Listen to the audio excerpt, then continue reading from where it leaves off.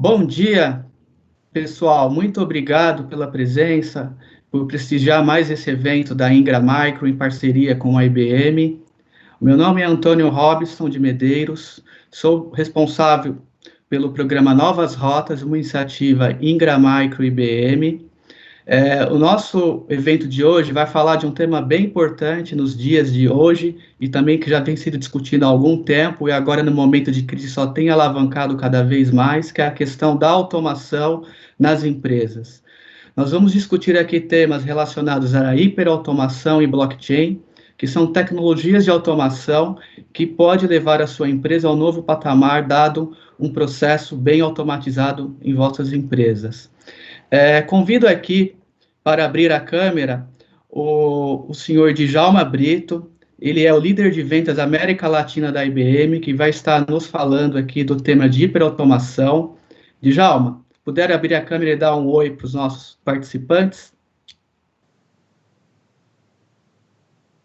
Em seguida, convido o Guilherme Novas, diretor de IBM Cloud Integration, que vai estar falando para a gente sobre o tema de blockchain. Guilherme. Bom dia, pessoal.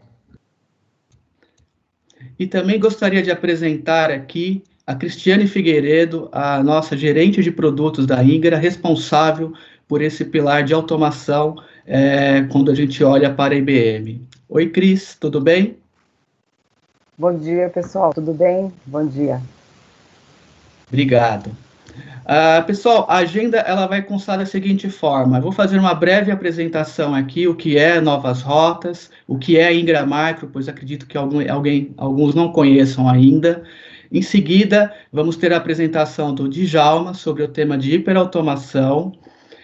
Vamos ter aí 10 minutinhos de perguntas e respostas.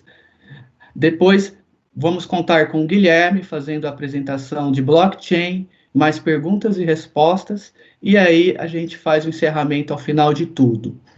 Como orientação, caso vocês tenham alguma necessidade de questionamento, vocês vão poder fazer perguntas via chat na plataforma que vocês estão visualizando, e para fazer a pergunta, você coloca na frente hashtag e escreve a sua pergunta, e eu vou estar monitorando aqui as perguntas ao longo do evento. Tudo bem?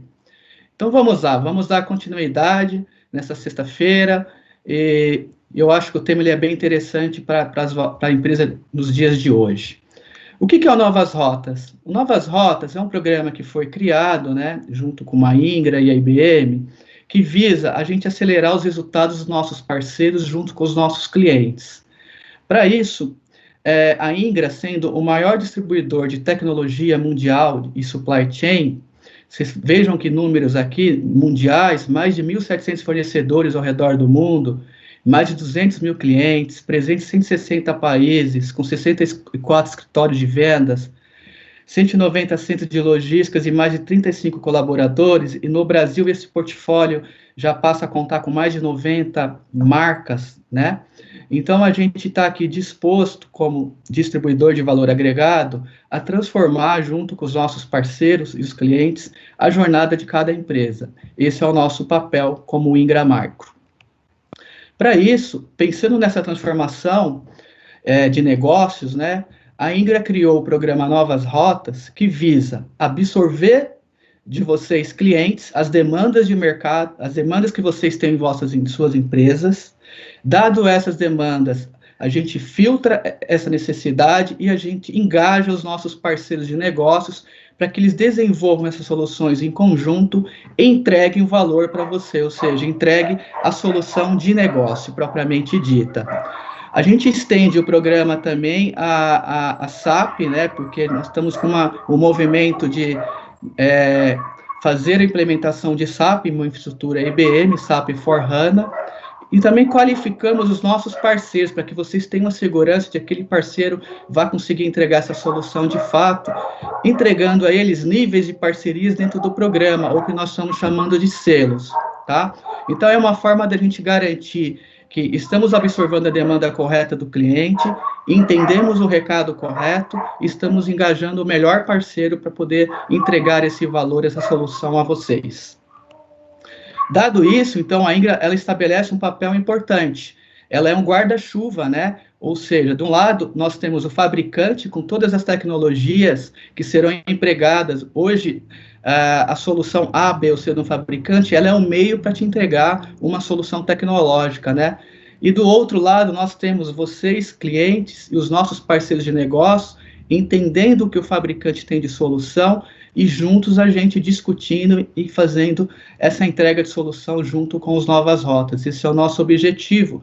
E aí a Ingra cada vez mais traz ao mercado o papel de um solution aggregator, né, de um solution provider junto com os nossos parceiros e clientes. Para isso, eu mostro aqui algumas iniciativas, né, dentro do Novas Rotas que nos leva à transformação digital e queria destacar aqui algumas delas, que é o tema de hoje.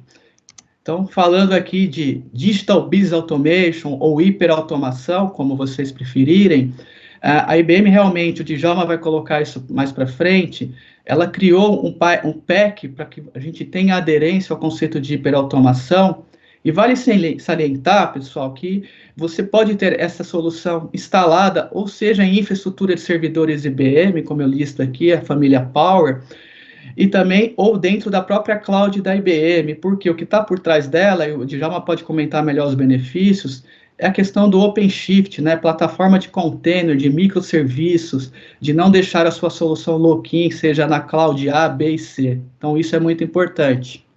E também quando a gente olha aqui para o blockchain, que é o outro tema a ser discutido, a gente pode estar rodando também essa tecnologia em servidor IBM, servidor, por exemplo, Linux One, ou então tendo esse mesmo servidor com um ambiente virtualizado, tudo baseado em OpenShift, dentro do IBM Cloud. Então, existe um serviço no IBM Cloud chamado Blockchain as a Service, tá? Trazendo tudo que o blockchain traz de benefícios, que é o que o Guilherme vai colocar para nós. Então, várias iniciativas a gente tem dentro do Novas Rotas. Então, vejam que vai muito além do tema de hoje e fiquem à vontade para me contactar caso vocês tenham alguma demanda de projeto, ok? Eu paro por aqui e agora eu chamo o Djalma Brito, da IBM, para colocar para a gente o tema de hiperautomação. Djalma, é com você, meu amigo. Obrigado, Robson. Me escutam todos? Perfeitamente. Legal. Bom, pessoal, vamos conversar hoje um pouquinho, agora nos próximos 20 minutos, sobre Digital Business Automation e por que a gente vê que está tendo um caminho muito grande para o que a gente chama de mundo hiperautomatizado. Eu convido aos que estão assistindo aqui a me escreverem, meu e-mail está aqui embaixo, e também está meu ID lá no LinkedIn, onde eu estou frequentemente postando artigos, compartilhando eventos, seminários, informações que eu acho que são pertinentes para esse mundo de automação, e eu ficaria muito feliz de conectar com vocês, tá bom? Então, acho que a primeira coisa que eu queria conversar com vocês, né, é a correlação entre automação e eficiência, né, operacional. Vocês estão vendo aqui, isso aqui são telas de serviços, né, que eu tentei usar no último dia, no último período, né, e que foram altamente impactados, né, pela falta de automação. Sejam em seguradoras, sejam bancos, sejam companhias aéreas, né? São empresas que em algum dado momento, né, não se prepararam para uma demanda volátil, ou seja, time-out de infraestrutura, mas também não se prepararam para ter um processo automatizado de ponta a ponta. E esses processos, né, foram, em grande parte, eles quebraram. Né, não foram responsivos o suficiente. E eu acho que não somente eu, como vocês devem ter sofrido com isso daqui. Então, ficou muito claro e evidente recentemente que você não tem um processo automatizado de ponta a ponta, você não é uma coisa eficiente, né, não é uma coisa que gera produtividade. Todas as empresas perderam produtividade. Uma outra coisa que também ficou claro, né, que quando aquela pessoa, né, falta ao trabalho, não é fácil uma outra assumir. Né? Ou seja, porque tem muito conhecimento que não está explícito no processo em si, está na cabeça das pessoas. Então não adiantava uma pessoa A ir trabalhar e uma pessoa B querer ajudar, porque você não sabe como executar. Então, de novo, se você não tem processos automatizados, é muito difícil você ser eficiente, né? Então, com tudo que passou, né, a primeira coisa foi, legal, vamos todo mundo tentar trabalhar de casa, vamos estabelecer algo mínimo. Mas nem todo mundo ainda tem acesso à internet, nem todo mundo tem um lugar bom para trabalhar dentro de casa, assim como nós aqui podemos ter. E estou perdendo produtividade, porque meus processos não estão automatizados ou porque eu não sei fazer. O que vai acontecer agora? O que está acontecendo? A Standard & Poor's Global ela fez uma pesquisa, né? E está vendo uma coisa que vocês estão vendo também, né? A produtividade de empregados está caindo, né? Isso está claro por queda de PIB anunciada, as empresas com dificuldades financeiras. Hoje, 50% das empresas estão perdendo produtividade, né? Então, o que eles vão fazer, né? O que eles têm que fazer? Olha, você tem que fazer com que as pessoas, né, façam mais com menos. O que isso vai se traduzir, pessoal? As prioridades das empresas, né, daqui para o resto do ano, elas vão mudar, né? Então, esses gráficos que vocês estão vendo, ele foi feito por um instituto da IBM que faz pesquisas com pessoas, com executivos C-level, e ele viu algumas coisas interessantes. Óbvio, né, eu não vou nem tocar aqui na parte de travel, que vai cair um monte, mas vou tentar focar em quem teve a maior variação positiva e quem teve a maior variação negativa, né? IT vai receber mais recursos, né? 34% dos entrevistados disseram que vão botar mais dinheiro em IT, né? E 21% dos entrevistados vão dizer que vão reduzir força de trabalho. Olha, se você vai reduzir força de trabalho, né, e está investindo em IT, é muito possível que você esteja investindo em IT para suprir a ausência de gente, né? Isso chama-se automação, e o que é uma coisa que todos nós estamos sendo pedidos, né, nesse momento, a fazer mais com menos, tá? E eu falei sobre dificuldade de execução de processo, falei sobre ruptura de processo, fazer mais com menos, né? O que isso tem a ver com automação, pessoal, né? A automação, se vocês forem olhar para trás, né, é o caminho natural que se segue quando você quer maior produtividade, né? Seja em construção, né? Recentemente vocês viram um hospital na China sendo construído em 3 dias, né? Com sincronismo de operações, com sincronismo de um processo, né? Automação. Vocês devem ter visto uma automação em livrarias, que você chega, a pessoa não tem o livro em estoque, ele imprime automaticamente, né? Ou automação na indústria automobilística, que um Ford T em 1929 precisava de 120 pessoas para montar e precisavam de ao redor de 3 dias. Se vocês forem, só por título de curiosidade, hoje um Corolla sai da fábrica aí do interior de São Paulo em menos de 3 horas, com 15, 20 pessoas, né? Então, a automação é o caminho natural da evolução de produtividade das empresas. E as empresas vão querer investir em automação, na verdade vão precisar, porque elas vão ter menos gente para fazer o que é necessário. Então eles vão querer repor toda essa produtividade que foi perdida, tá? Junto disso, né, até antes desses eventos que ocorreram no último trimestre, a automação já era uma visão do Gartner no finalzinho do ano passado, né?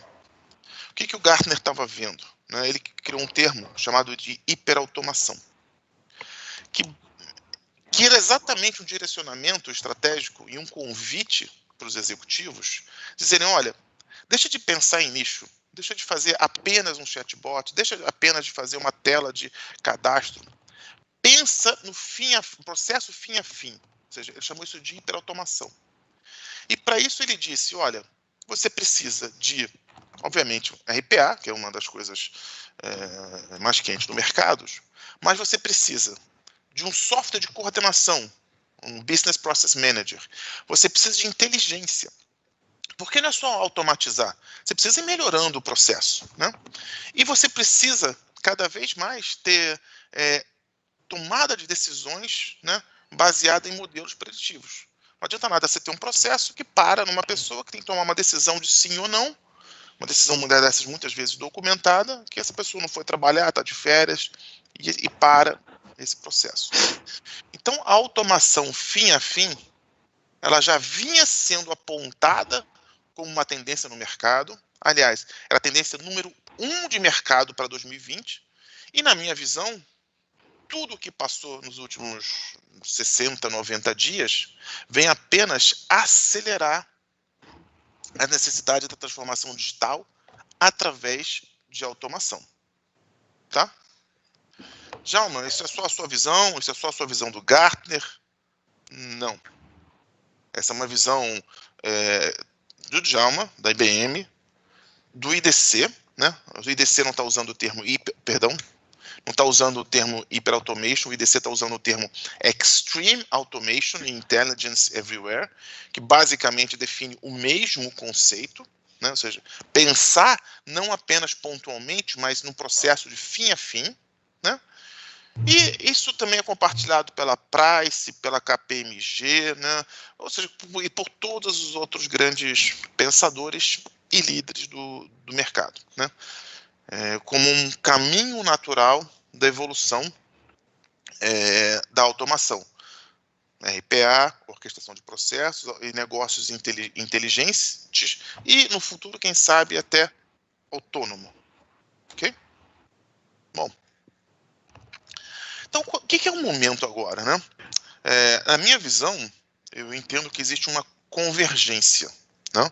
De um lado, né, vem a necessidade de negócios aqui, né? Da parte de otimização de custos, necessidade de aumento de produtividade e processos que necessitam ser remodelados, né? A gente viu na minha figura do labirinto que tem processos que são extremamente complexos e que não precisariam ser complexos, né?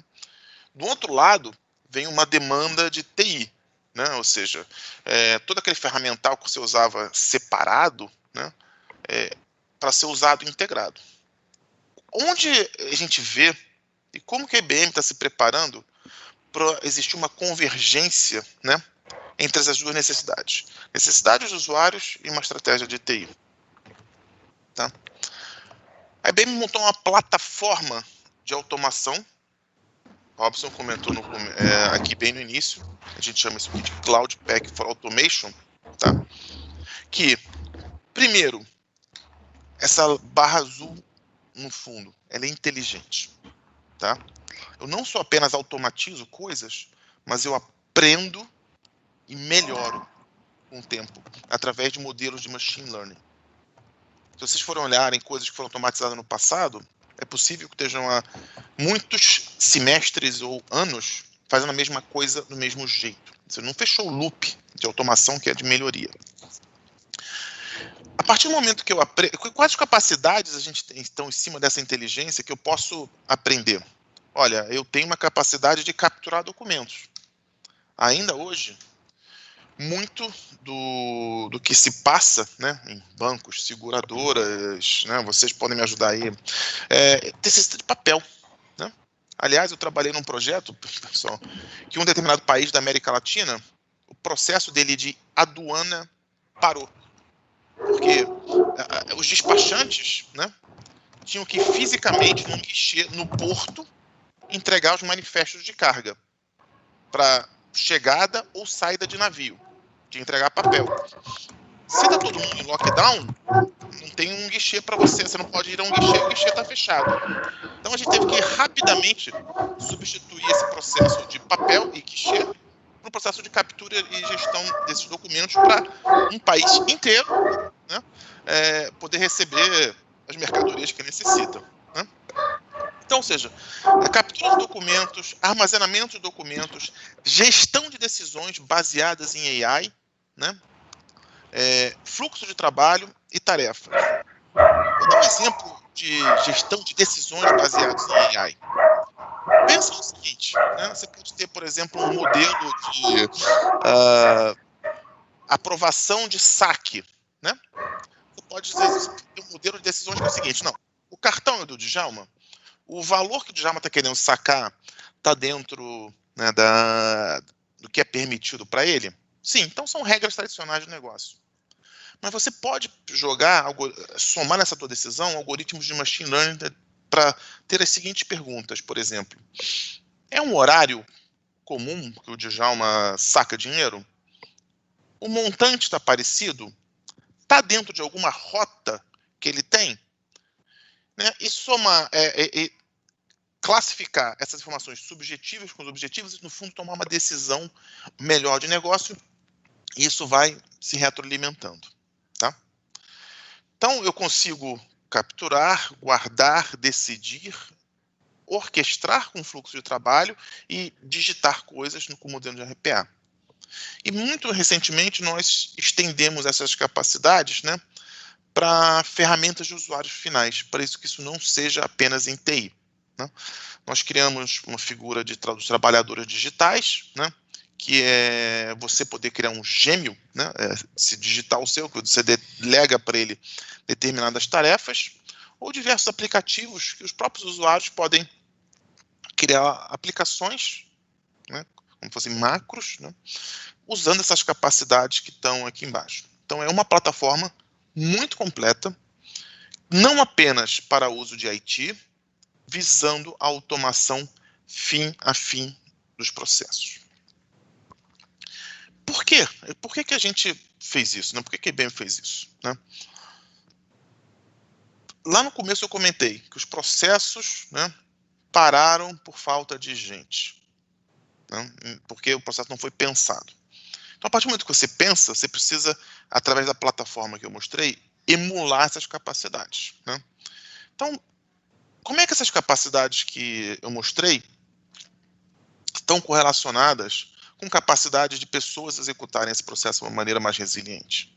Bom, então vamos conversar aqui na sequência que eu mostrei na plataforma. Né? Por exemplo, eu comentei que a plataforma tem robôs.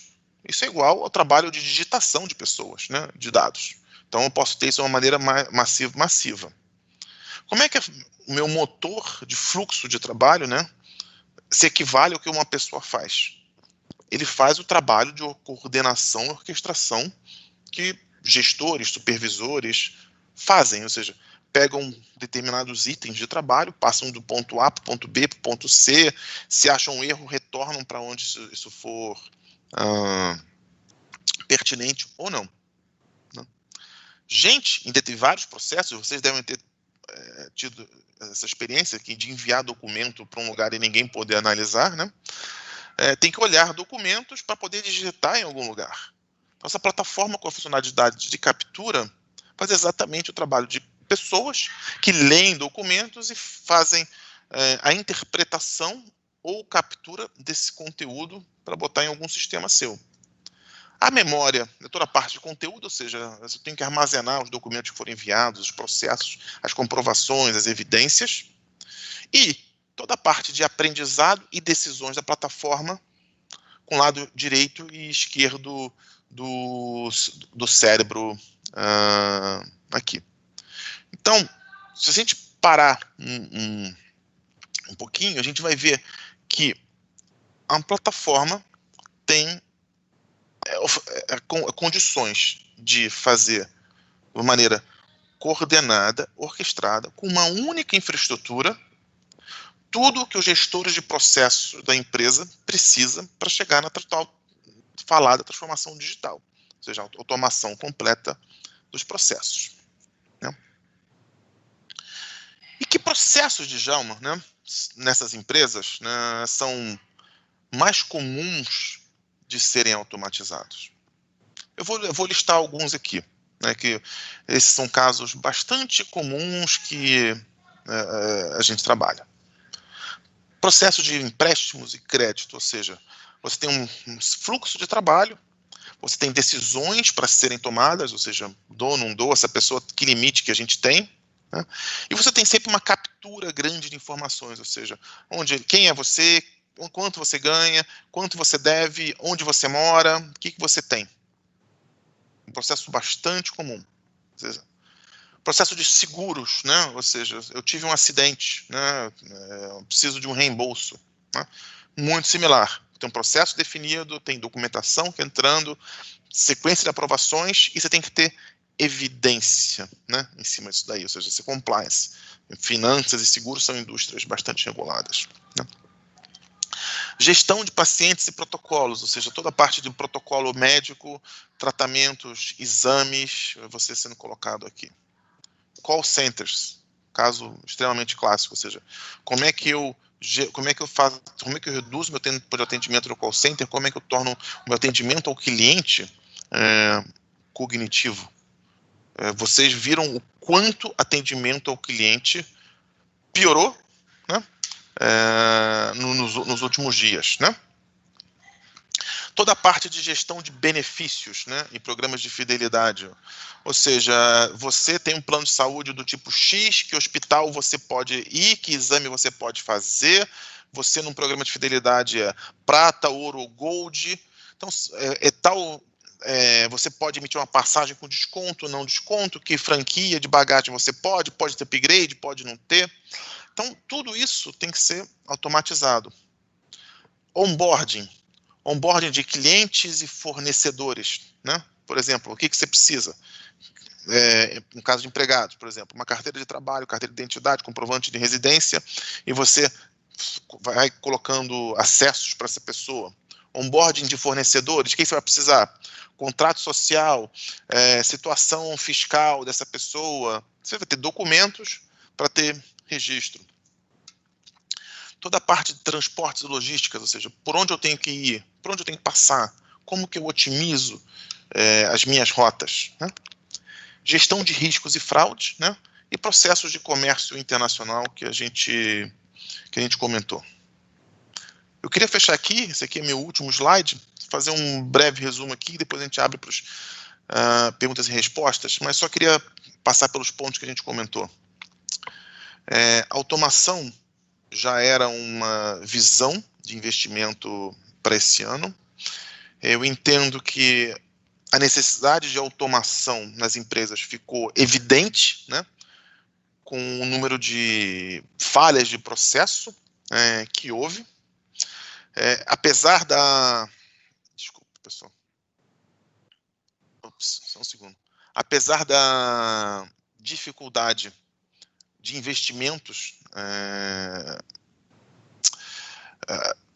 das empresas de novo investimento, IT é uma área que vai ter investimento, e automação é uma grande candidata a investimentos, porque você vai ter uma redução grande de pessoal e você vai ter que fazer a mesma coisa que você fazia com menos gente, tá? Então, Robson, aqui eu completei meus 20 minutos, né? A gente tem aqui um tempo de perguntas e respostas, né? Não sei se você quer abrir para alguma pergunta que veio aí no chat. Eu agradeço aqui a presença de vocês e, de novo, deixo o meu ID do LinkedIn aí se alguém quiser entrar em contato. Obrigado. Djalma, obrigado pela apresentação. Eu acho que agregou muita informação importante aí sobre o tema de hiperautomação e a tendência do mercado. E aqui, então, temos algumas perguntas que eu queria endereçar a você. A primeira pergunta que as pessoas estão se fazendo é: como saber se eu preciso de automação? Qual é a recomendação da IBM? Se um cliente tiver uma ideia de automatização, por onde ele começa? Como é que ele pode identificar que a empresa dele tem alguma necessidade de automação? Tá. Bom, eu acho que deixa eu dividir essa pergunta aqui em duas, né? Ou seja, primeiro assim, como saber se eu preciso de automação? Tenho uma brincadeira aqui que eu fiz um jogo dos 7 erros aqui, né? Ou seja, se você teve algum desses sintomas, né,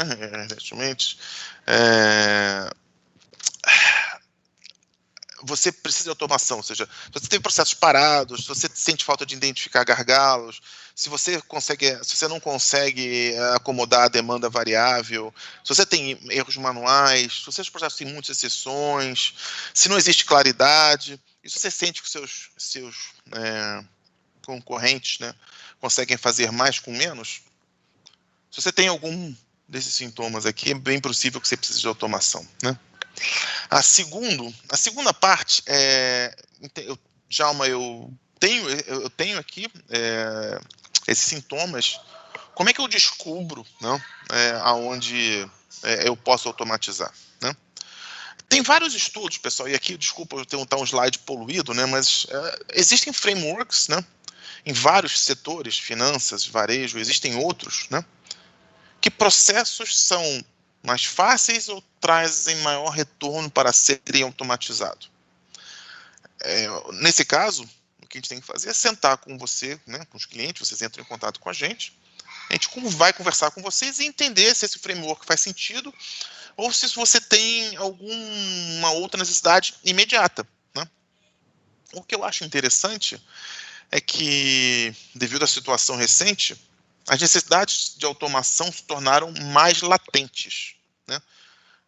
E as pessoas estão com isso muito evidente nas suas memórias, né?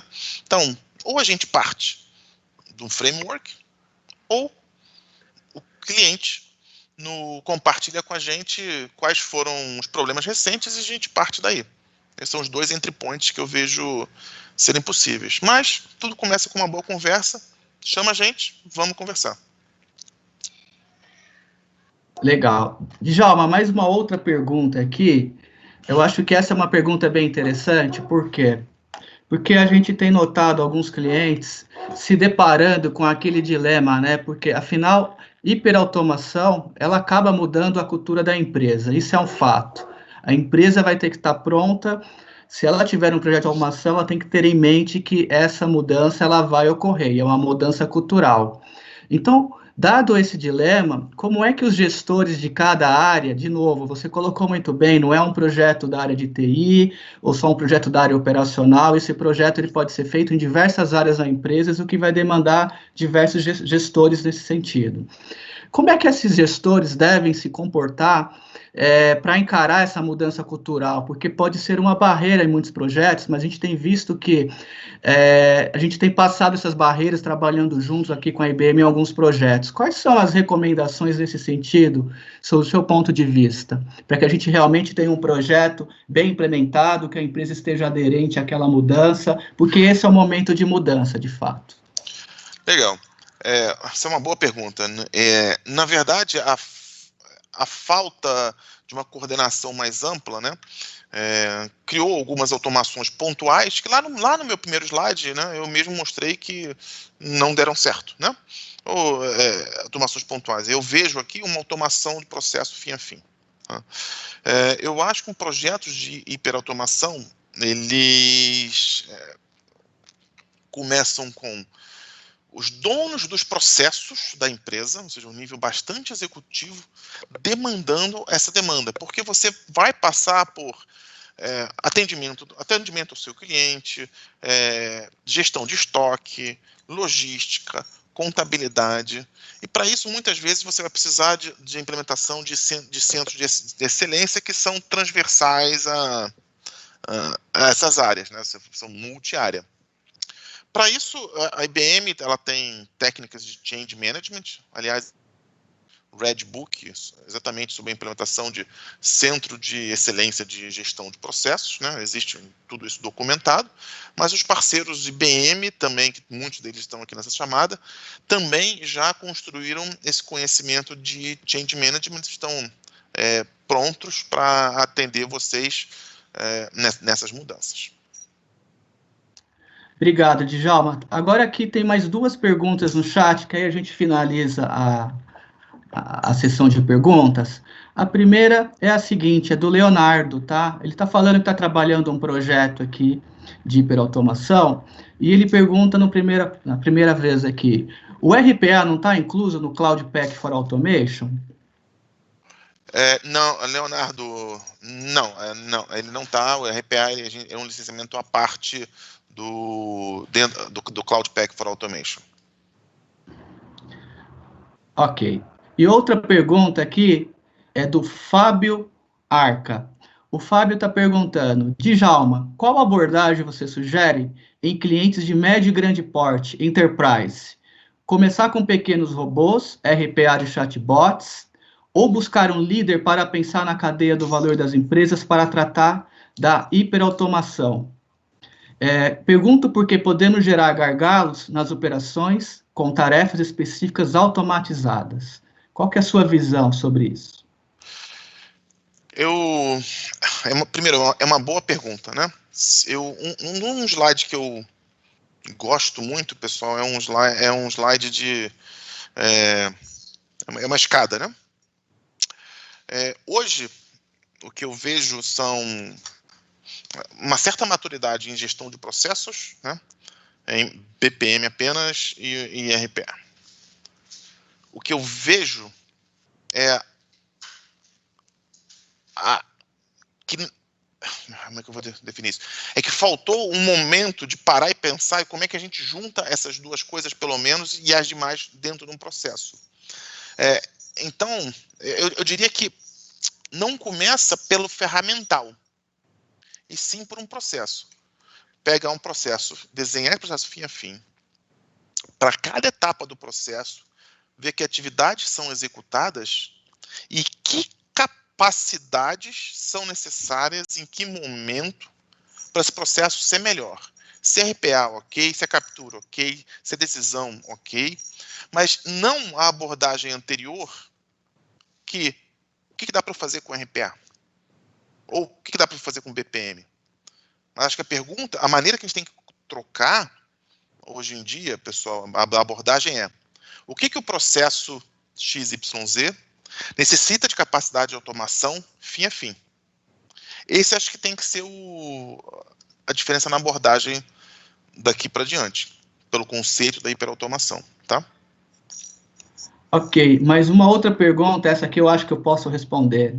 O Doraí Oliveira está perguntando se existe uma planilha ou formulário para esse processo. Então, Doraí, a resposta é a seguinte: quando nós estamos trabalhando com um parceiro de negócios, né, ajudando a sua empresa a definir esse processo de automação, o primeiro passo é um assessment. Então, realmente existe, o parceiro detém de uma planilha de prioridades baseado em métricas para que ele consiga entender primeiro qual é o processo, essa necessidade de automação. E dali você cria, né, durante o projeto, um sizing que vai derivar uma camada de licenciamento de software e a sua volumetria para atender esse processo, bem como uma camada de serviço. Esse é o papel dos nossos parceiros, né? Realmente apoiar o cliente final nessa jornada, que começa ali numa fase de assessment. Entender a sua empresa é o primeiro ponto para começar essa jornada, tá? E uma última pergunta aqui, até dado o tempo, pessoal, do Fred Salgado. Ele está perguntando o seguinte: como você vê a hiperautomação em empresas que não estão priorizando a gestão por processos? O movimento ágil não está indo ao encontro desse conceito? Vamos lá. Se uma empresa que hoje não está valorizando a automação, é porque ela não deve ter tido algum problema recentemente, né? Eu acho difícil uma empresa que não tenha tido um baque em suas operações recentemente. Eu começaria a mostrar para os níveis executivos qual foi o baque e quanto isso representou de perda de produtividade, né? Isso está evidente aí está tendo aí, no mercado, está evidente, né? Em muitos ramos, né? Até as grandes empresas sofreram recentemente. A segunda parte da pergunta qual foi? Perdão?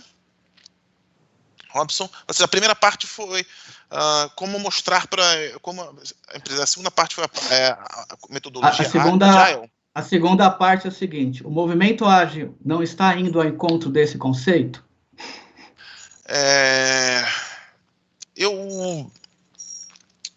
Eu creio que Agile Development, né, é uma visão pessoal, né? E muitas vezes ele vai focar em pequenas soluções e não no momento que a gente tem que fazer e dar uma resposta completa de um processo fim a fim.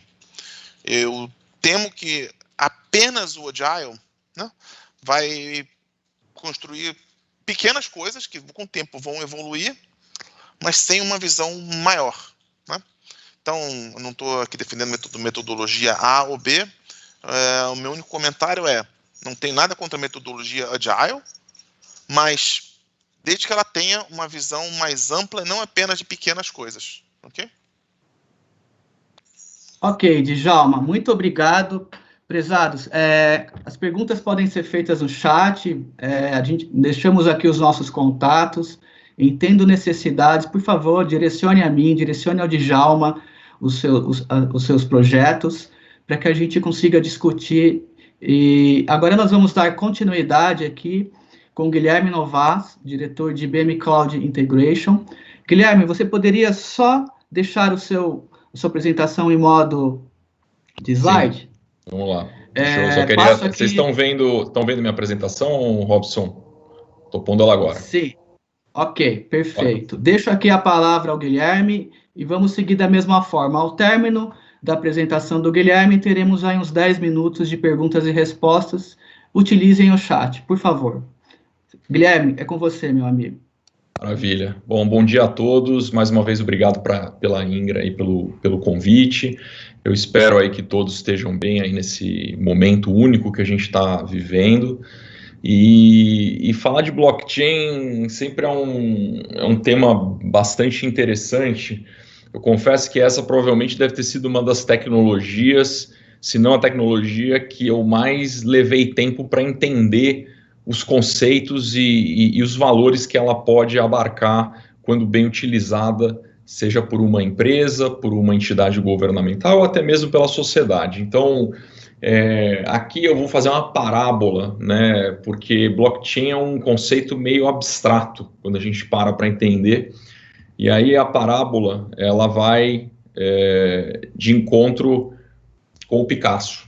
Tá? Então, quando a gente fala em quadro, em arte, né, e aí artes abstratas como o Picasso, normalmente a gente olha, pode até achar bonito, mas a gente não entende muito bem o que significa isso. Então, esse aqui é um quadro famoso do Picasso, é o último quadro que ele pintou antes de estourar a Segunda Guerra Mundial, né? Ele antecede o Guernica, que é o quadro mais famoso dele.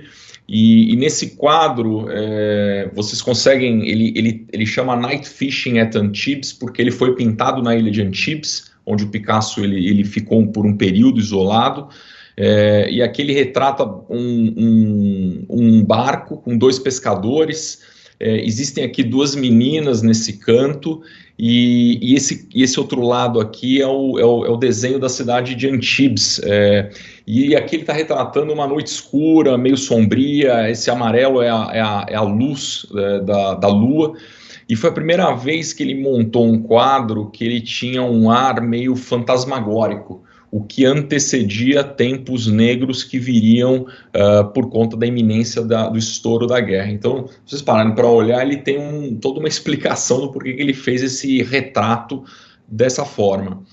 Então, para eu poder explicar a blockchain e como que ele pode ser utilizado em diferentes casos de uso, eu vou contar algumas histórias para poder colocar em perspectiva situações corriqueiras ou problemas que ocorreram e ocorrem até hoje e como que essa tecnologia ela consegue endereçar esse tipo de situação.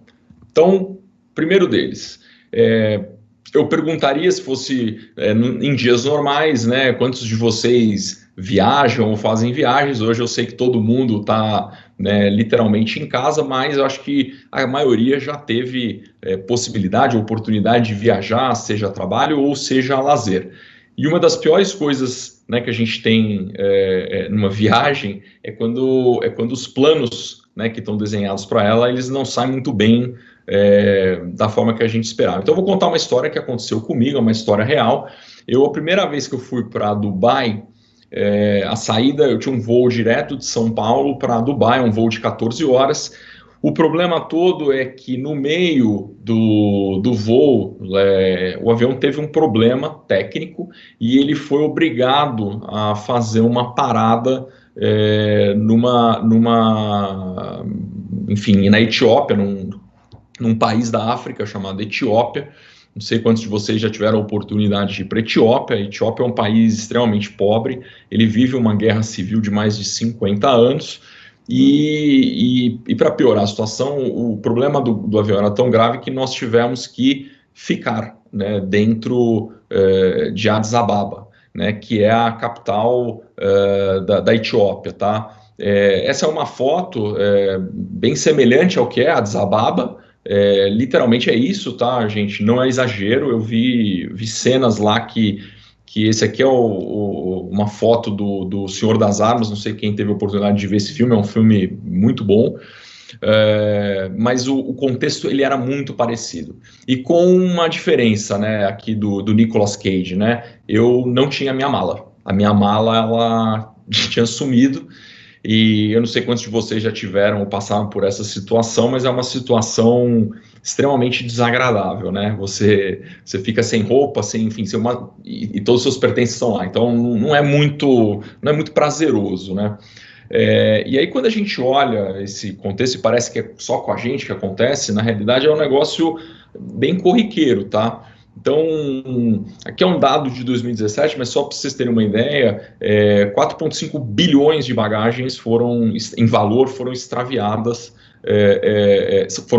foram transportadas ao longo de 2017, sendo que dessas 20 milhões foram perdidas. Tá? O que gerou um custo de extravio entre 2007 a 2016 de quase 27 bilhões de dólares, tá? Esse custo foi repassado para companhias aéreas, aeroportos e tal.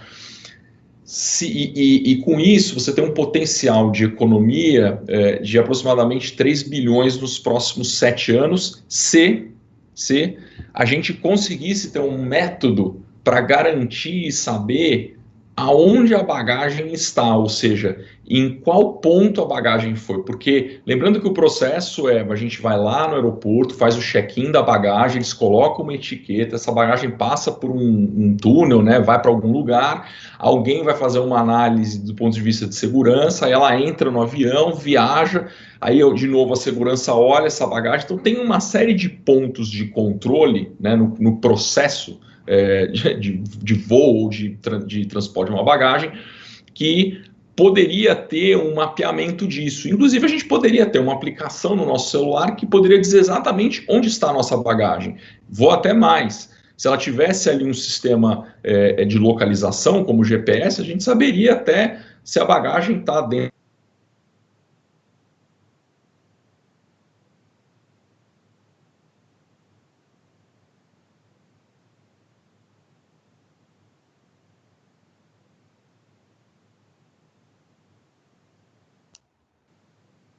Prezados, eu acho que o Guilherme deve ter tido algum problema. Voltou, Guilherme? Peraí que eu estou voltando. Estou Só voltando aqui, compartilha peraí. de novo. Voltou? Tudo bem? Vocês estão me ouvindo?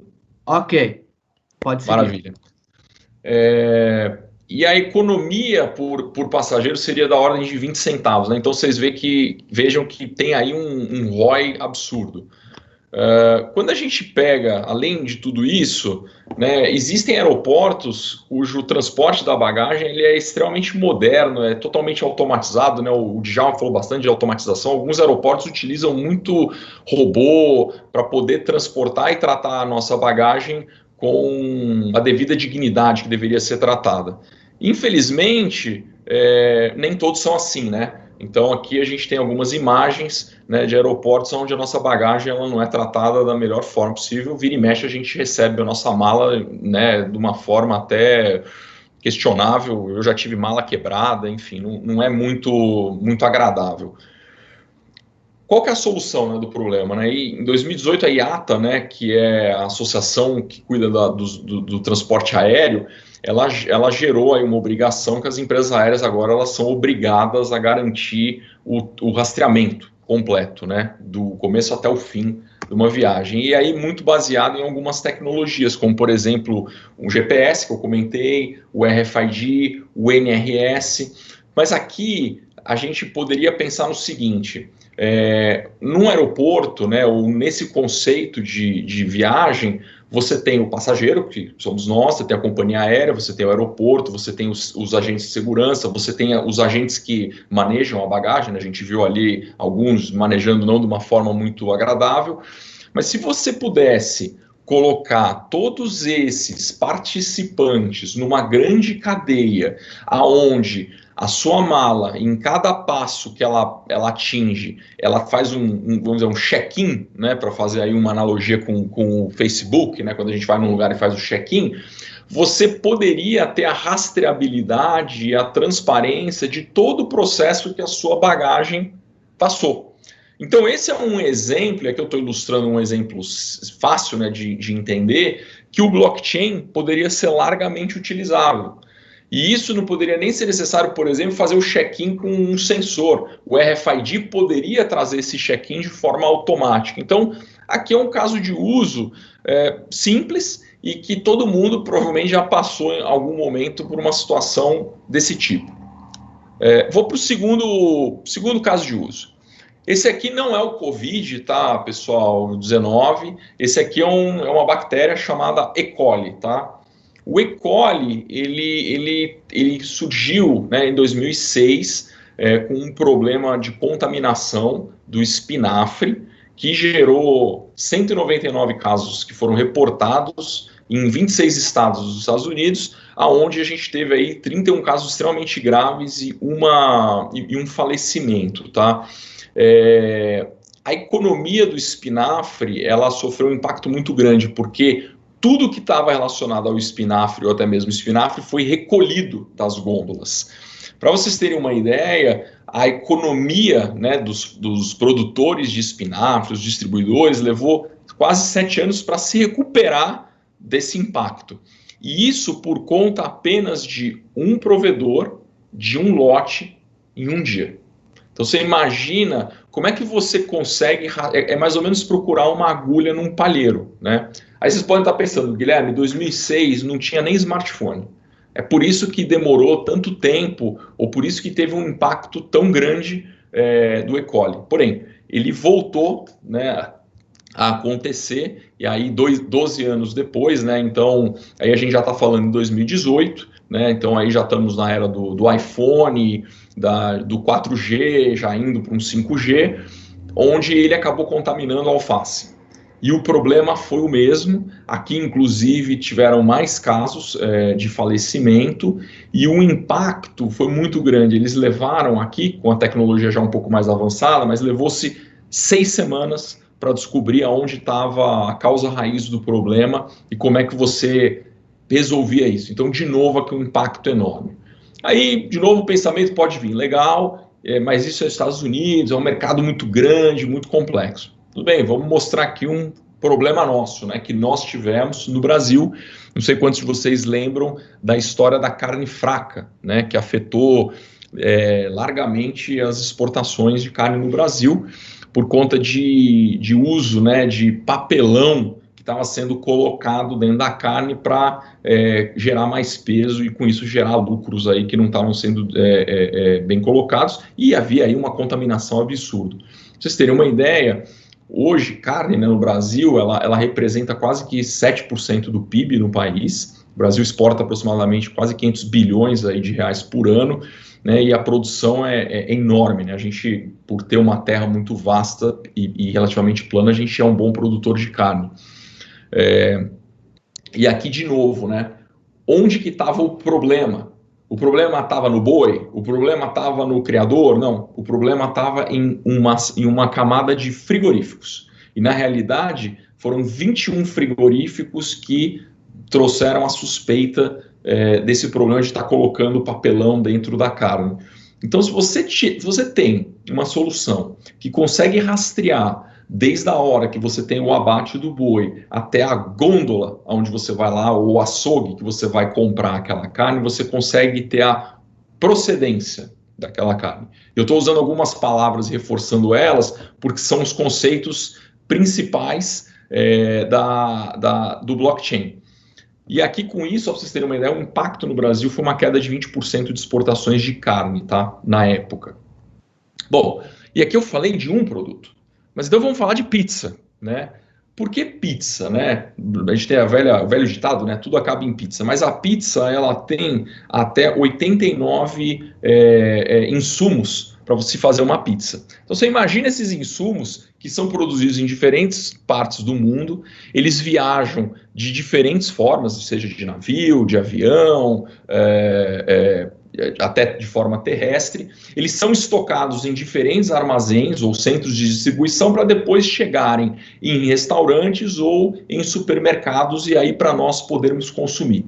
Imagina se você tem uma contaminação em algum lugar do mundo, como é que você consegue fazer o rastreamento disso tudo e resolver o problema? Imagina se para a pizza no planeta. Olha o tamanho da encrenca, hein? Sexta-feira na minha casa é dia de pizza, então sexta a gente já não ia comer mais pizza. E o impacto que você tem, né? E acho que fica fácil de entender isso, porque ele tem um conceito parecido até com o conceito que a gente vive um pouco hoje, né? Obviamente aqui a gente está falando de comida, o conceito atual ele envolve vidas, que é um negócio muito mais sério. Mas, de novo, aqui a gente está falando de transparência, de rastreabilidade, de imutabilidade.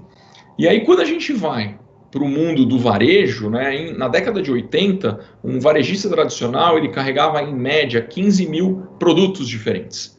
Quando a gente vai para 2000, são mais de 50 mil. Né? A variedade de produtos, agora então com toda essa parte de produtos naturais, produtos orgânicos, sem lactose, enfim, esse número ele explodiu.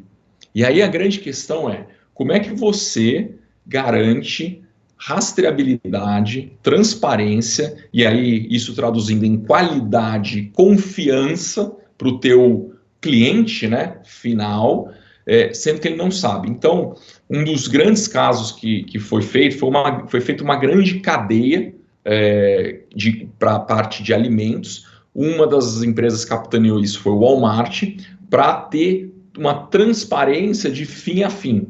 O primeiro caso que foi feito foi com a manga, tá? Então, eles fizeram um teste para descobrir quanto tempo levava a rastreabilidade da manga que estava na gôndola, e olha que a manga ela nem tem tantos pontos de controle para chegar na gôndola, mas era um processo que levava até horas, tá? Ou melhor, levava dias para ser rastreado. E hoje você consegue trabalhar e ter uma rastreabilidade quase que momentânea ou instantânea para saber de onde veio, qual a proveniência, quando que ela foi colhida, por onde ela passou, se ela seguiu a metodologia correta de armazenamento, justamente para a gente ter certeza que a gente está consumindo algo que seja de qualidade. Bom, contei esse monte de história para chegar aqui onde eu queria, que é o conceito do blockchain. Aí vamos lá. Por que Hyperledger? Né? Porque a gente utiliza uma tecnologia chamada Hyperledger. Então, assim, Hyperledger ele não é uma criptomoeda, o Hyperledger ele não é um blockchain, ele não é uma empresa, tá? Ele é uma comunidade open source de várias empresas, a IBM é um dos grandes patrocinadores dela, que são com o objetivo de trabalhar a comunidade para desenvolver soluções de blockchain, tá? E aqui ele é um projeto que foi capitaneado, né, pela Linux Foundation, então ele é um projeto aberto, e existe uma série de frameworks e formas para você trabalhar conceitos melhorados para você garantir que mesmo códigos abertos, eles sigam padrões corporativos, né, ou as melhores práticas. E você tem uma série de soluções envolvidas.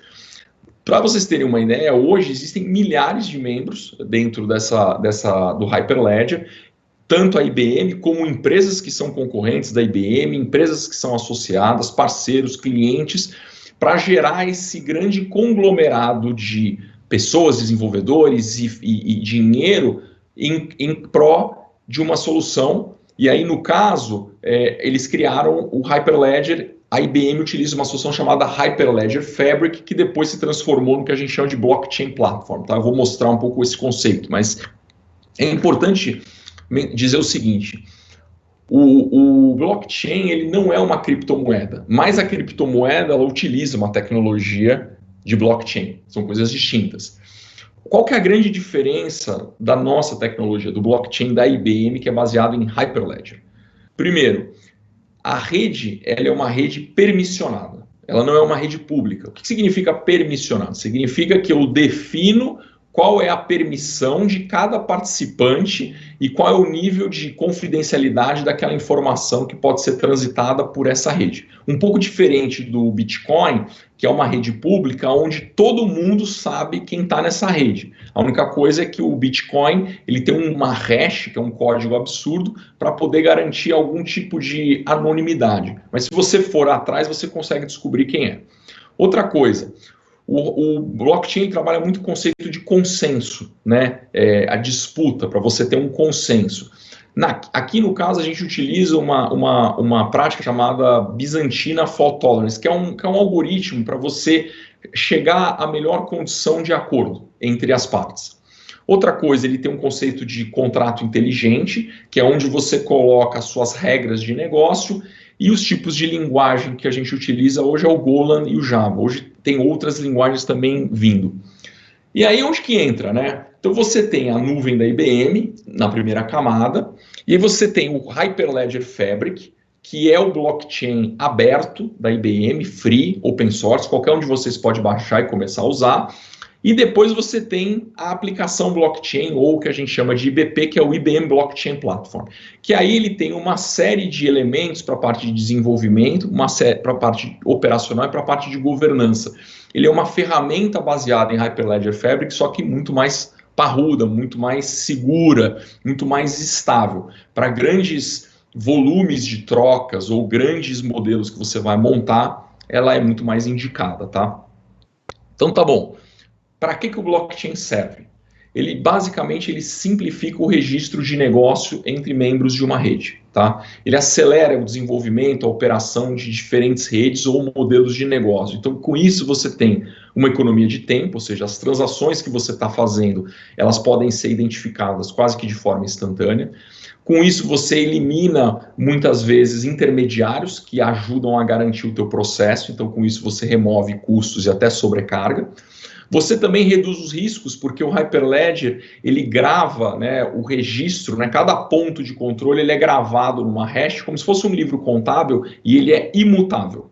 Você não altera mais aquela gravação. Você pode sim escrever algo novo em cima daquela gravação, que significa que aquele log vai estar lá. Então você tem toda a história daquela transação ou daquele ativo, enfim, mais ou menos um conceito de escritura de uma casa ou de um bem, né? Só que ali no caso é tudo, né, em papel e tal. Dá para você criar isso dentro de uma plataforma blockchain. E, por último, você aumenta a confiança entre os participantes. Você garante que aquela informação ela é fidedigna, ela é definitiva, ela tem procedência, ela teve um consenso entre as partes. Então, esses são os grandes pontos do blockchain. Aí, por fim, tá bom, onde a gente usa isso, Guilherme? Uma coisa importante que muita gente pergunta é assim, então eu preciso usar o blockchain em diferentes empresas, ou seja, eu tenho uma cadeia, um ecossistema de parceiros de empresas, é só aí que eu posso usar o blockchain? Não. Você pode usar o blockchain dentro da sua empresa. Porque dentro da sua empresa, quando você está falando em processos, você tem pontos de controle do seu processo. E ela acaba se conectando muito ao que o Djalma estava falando com padrões de automação. Então imagina você ter um processo, por exemplo, de emissão de um seguro. Você pode colocar o blockchain por cima disso para garantir o quê? Confiabilidade. Para garantir compliance de aquilo não teve nenhum tipo de adulteração, nenhum tipo de desvio. Então, alguns elementos, alguns mercados que você pode utilizar. Mercados de alto valor, né? Então, ou seja, transferência de ativos financeiros, então o mercado financeiro é um grande usuário. Vou dar um exemplo de uso, tá? Que a gente tem no Brasil. Os ATMs, tá? Os ATMs hoje utilizam blockchain para garantir e saber quanto de dinheiro tem em cada caixa, e a partir disso a operadora desses ATMs, ela consegue redistribuir melhor o valor desse dinheiro nos diferentes caixas, para em alguns caixas não ter tanto dinheiro e os caixas que estão faltando dinheiro ter esse dinheiro, porque tem todo um processo logístico por trás disso. Redução disso é de 25% do custo operacional dessa empresa, tá, no ano.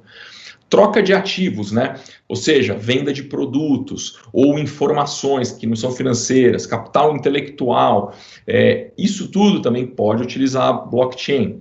Um consórcio de ledger, né? Você pode criar um conjunto de pequenos participantes, como por exemplo um ecossistema de parceiros de negócio, um ecossistema de produtores de leite, qualquer tipo de coisa que está relacionada ao mesmo ativo, você também pode estar utilizando o blockchain para garantir rastreabilidade, para garantir consenso, para garantir transparência. Tudo isso para você gerar um processo muito mais fácil, muito mais inteligente.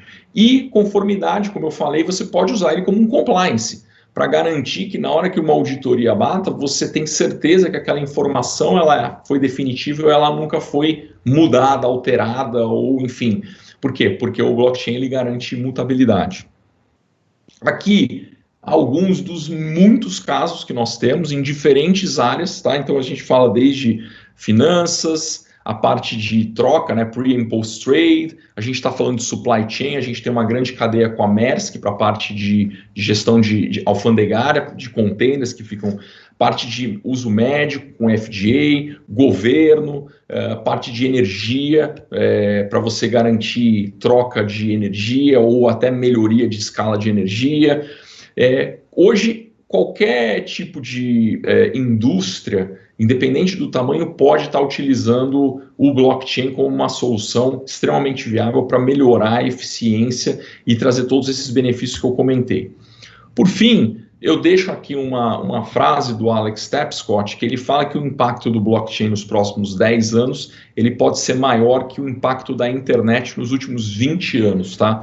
E eu faria alusão aqui do blockchain um pouco à inteligência artificial, que há 5 anos atrás era um negócio que parecia ser meio distante, e hoje é uma realidade em muitas empresas e todo mundo entende que ele traz muito valor. O blockchain está começando a entrar nessa mesma janela, de deixar de ser algo, uma curiosidade ou algo que parece ser interessante e passa já a ser uma tecnologia que deveria estar dentro da estratégia na grande maioria das empresas. Com isso, gente, eu agradeço a atenção de todos, eu deixo aí meus contatos, meu e-mail, genovais@br.bm.com, meu LinkedIn, Guilherme Araújo, e o meu Twitter, GuiNovaisPA, tá? Eu tenho vários sobrenomes, por isso que os nomes às vezes não parecem coincidir, mas meu nome é Guilherme, e agora eu abro aí para, enfim, perguntas, dúvidas, sugestões, fiquem à vontade aí para fazer as perguntas. Guilherme, muito obrigado pela sua apresentação e agora a gente tem aqui uns 10 minutos aqui de perguntas e respostas. Uma pergunta, eu acho que a gente pode estar tratando isso de uma forma bem interessante. Eu acho que você falou bastante coisa nesse sentido, mas eu acho que vale esse reforço. As empresas que estão pensando em adotar blockchain, você trouxe vários exemplos de empresas. Acho que uma pergunta importante é: qual é o grau de maturidade desta empresa para a adoção do blockchain? Eu acho que, na minha opinião, a questão de processo de automação agrega muito, mas a sua visão, o que a empresa quer começar a adotar o blockchain, o que ela precisa ter a nível de maturidade para começar a trabalhar essa tecnologia? Eu acho que qualquer empresa que já está começando o modelo de digitalização dos seus processos, ou seja, ele está saindo muito do papel, né, do analógico, ele está começando a trabalhar conceitos de processos já integrados, conceitos de tudo digital, ou seja, as coisas elas já não estão mais só em papel, mas elas já estão sendo armazenadas, né, em dispositivos de armazenamento ou na nuvem. Ela pode começar a olhar o blockchain como uma capa de segurança.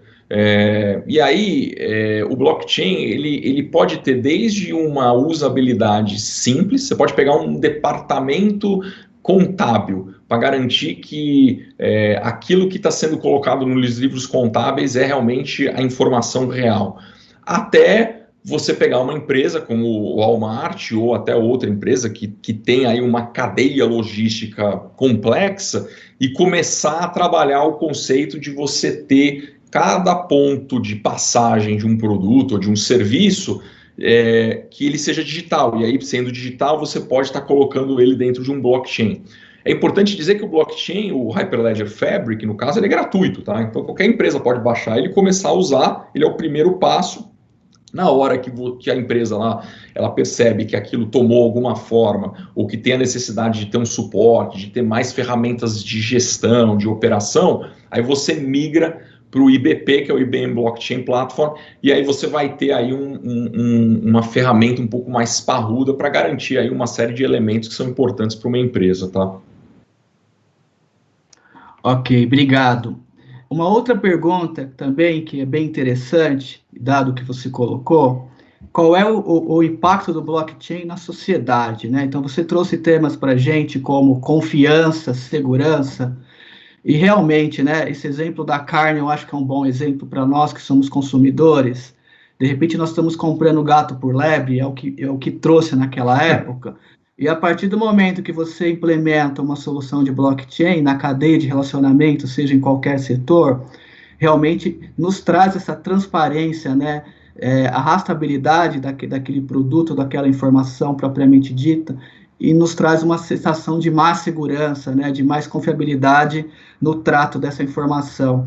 Como é que você tem visto isso, dados os projetos que a IBM tem demandado, se realmente esses impactos estão aparecendo na sociedade na qual nós vivemos?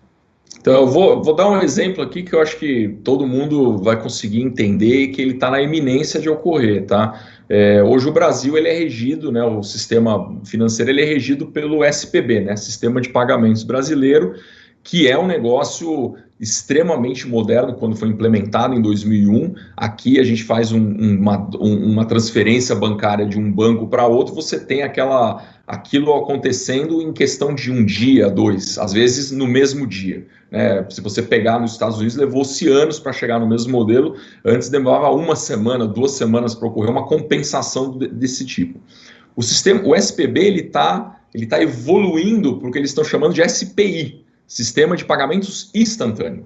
Ou seja, a partir de algum tempo, e aí usando tecnologia blockchain, o SPB ele vai ter uma integração com o blockchain, onde cada transação feita pelas diferentes agências bancárias, aí agora começa a entrar muito Open Banking, corretoras menores e tal, elas vão poder transacionar de forma instantânea esses ativos financeiros, com um grau de segurança e confiabilidade e com uma redução de fraude, que é um grande problema que hoje a gente tem no mercado financeiro, enorme, porque ali você tem uma cadeia de confiança imutável, não tem como você hackear aquilo. Ou seja, se aquela transferência ocorreu, ela é real, ela é fidedigna. Se aquele saque ocorreu, ele foi real, ele aconteceu mesmo. Então, esse é um conceito, né?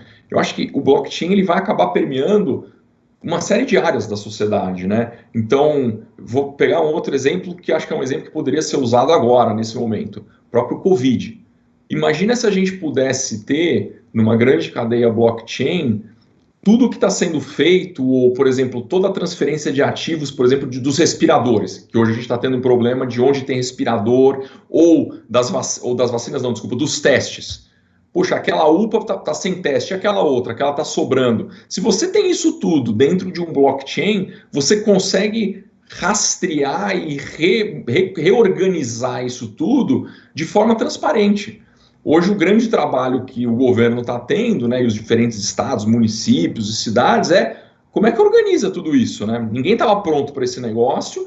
E por mais que a gente estamos vivendo no auge da tecnologia, você vê como ainda a sociedade ela é frágil para certos problemas. Se isso tudo tivesse dentro de uma grande cadeia, eu garanto que a coisa teria sido feita de uma forma muito mais organizada, muito mais assertiva, tá? Blockchain aí de novo poderia ser um outro caso de uso interessante.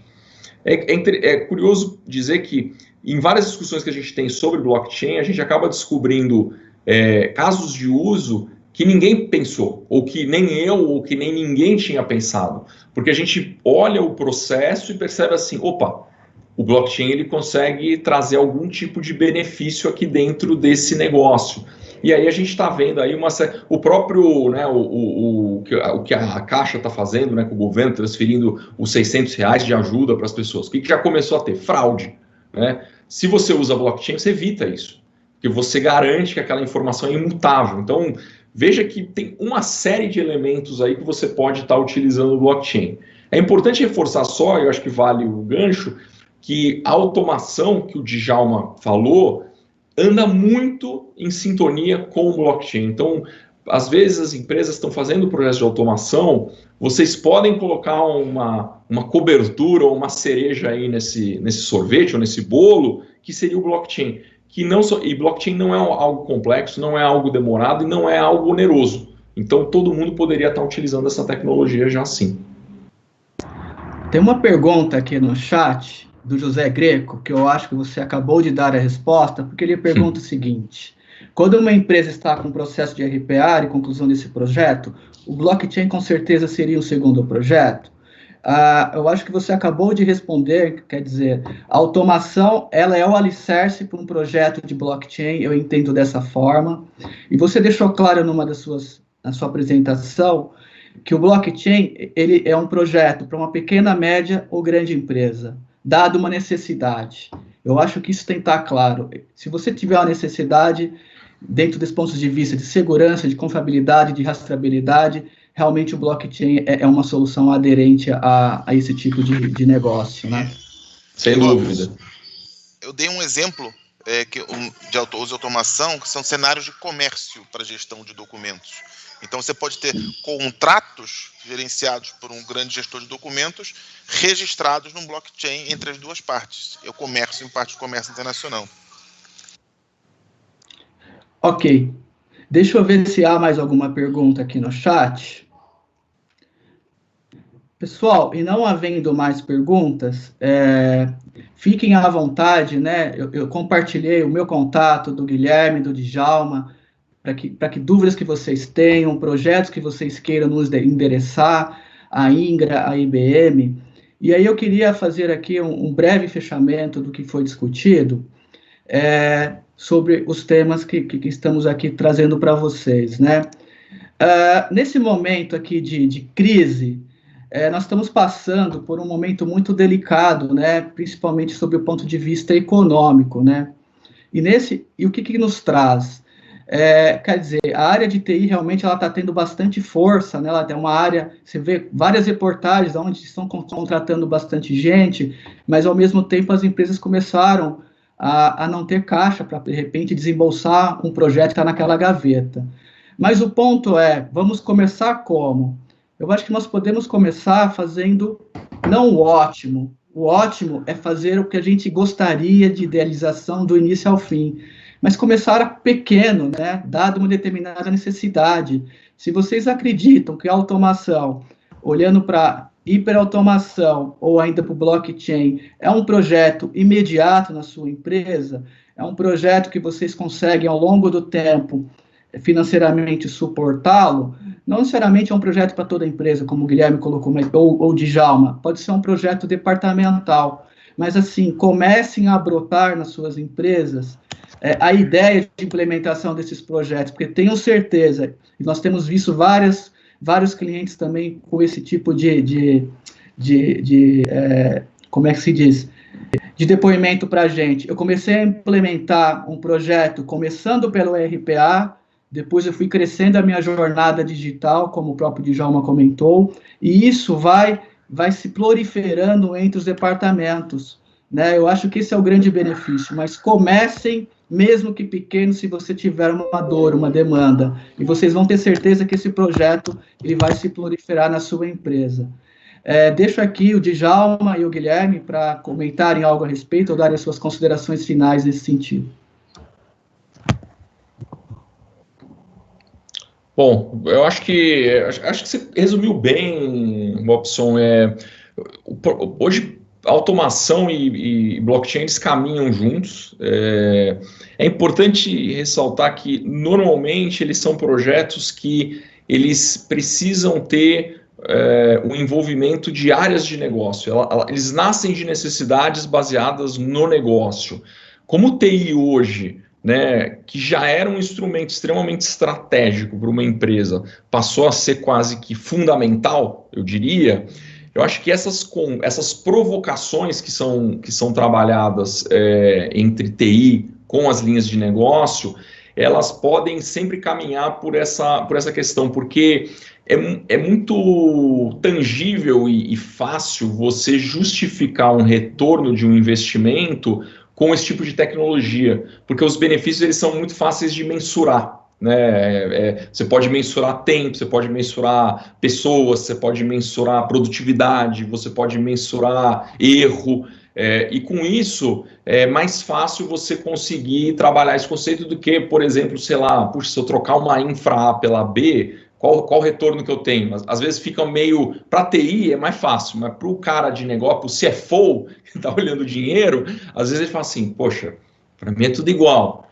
Então, é um assunto super abrangente. O que é interessante, você pode começar pequeno e expandir, mas é importante ter essas diferentes disciplinas bem compartimentadas, como o Djalma falou, porque cada uma delas vai trazer benefícios diferentes para graus de maturidade ou complexidade que uma empresa possa vir a ter, seja num processo ou seja até na tua cadeia inteira. Ok, Djalma, algo a complementar? Ou a sugerir? Não, é isso. O que eu queria comentar é que estamos à disposição para conversar sobre os casos de uso, né, com as empresas que acharem relevante aqui com a gente, para a gente tentar descobrir como justificar a implementação desse projeto nas empresas. Eu acho que tudo isso começa com um bom papo e um bom caso de uso. Perfeito. Pessoal, vamos aqui então finalizando mais essa manhã de conteúdo. Espero que tenham gostado dos temas. Como eu já compartilhei no chat, está os nossos contatos para que nos acessem, tragam as demandas. E daqui para frente, então, o programa Novas Rotas tende a trazer mais conteúdos, mais eventos, agregando executivos da IBM, para que vocês realmente tenham essa visão do que está acontecendo no mercado em relação à tecnologia, dado determinado momento como esse que estamos passando agora pela crise da pandemia. E tenho certeza, isso vai acabar, uma crise é cíclica, ela tem um início, meio e fim, mas aqueles que estão ali se preparando de antemão, tenham essa condição de se preparar, podem ter certeza que no negócio dele vai trazer lá na frente um potencial competitivo muito maior para aqueles que não começaram ainda ou não tiveram a oportunidade de ter essas tecnologias em suas empresas. Desde já, muito obrigado. Um bom dia a todos. Obrigado, viu, pessoal? Valeu. Um abraço. Abraço para todo mundo.